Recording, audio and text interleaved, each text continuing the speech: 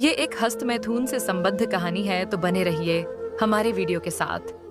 समझदारी और संतुलन का नाम है हस्त मैथुन। अमन 19 साल का एक समझदार लड़का छोटे से कस्बे में रहता था।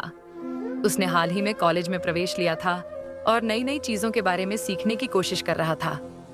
लेकिन एक विषय ऐसा था जिस पर बात करने से वह झिझक महसूस करता था, अपने शरीर और यौन स्वास्थ्य से जुड़ी बातें। एक दिन उसका दोस्त रोहित उससे बोला, अमन, क्या तुमने कभी हस्त मैथुन के बारे में सुना है? अमन थोड़ा असहज महसूस करने लगा। उसने झिझकते हुए जवाब दिया, हाँ, सुना तो है, लेकिन इसके बारे में बात करना अजीब लगता है।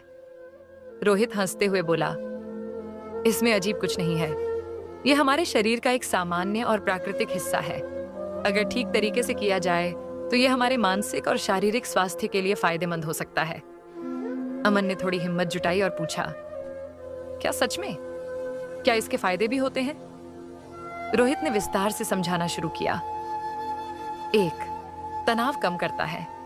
जब कोई व्यक्ति हस्तमैथुन करता है तो उसके मस्तिष्क में डोपामिन और एंडोर्फिन जैसे हार्मोन रिलीज होते हैं, जो खुशी और तनाव मुक्ति का एहसास कराते हैं। 2. नींद में सुधार। कई बार हस्तमैथुन करने से मांसपेशियां रिलैक्स होती हैं, जिससे नींद बेहतर आती है। 3. प्रजनन अंगों का स्वास्थ्य। यह प्रक्रिया पुरुषों के प्रजनन अंगों को सक्रिय रखने में मदद कर सकती है और प्रोस्टेट ग्रंथि के स्वास्थ्य को बनाए रखने में सहायक हो सकती है। 4. आत्मसमझ। यह खुद के शरीर और यौन इच्छाओं को समझने का एक तरीका है। यह आत्मविश्वास बढ़ा सकता है। अमन ने यह सब सुनकर राहत की सांस ली, लेकिन उसने तुरंत एक और सवाल पूछा, क्या इसके कोई नुकसान भी है? रोहित ने समझाया, हाँ, अगर इसे अति में किया जाए तो ये समस्याएं पैदा कर सकता है।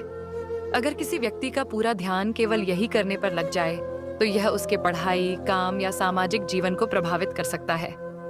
लेकिन यदि इसे एक संतुलित तरीके से किया जाए तो यह बिल्कुल सुरक्षित और सामान्य है।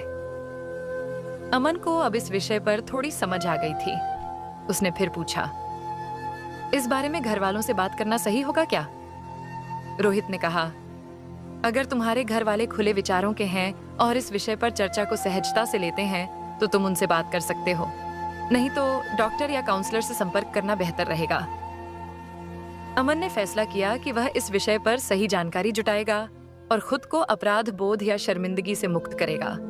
उसने समझ लिया कि यह प्रक्रिया पूरी तरह से व्यक्तिगत है और इसमें कोई शर्म की बात नहीं है। निष्कर्ष: इस कहानी से अमन ने सीखा कि यौन स्वास्थ्य और हस्त मैथुन जैसे विषयों पर बात करना न केवल सामान्य है, बल्कि जरूरी भी है।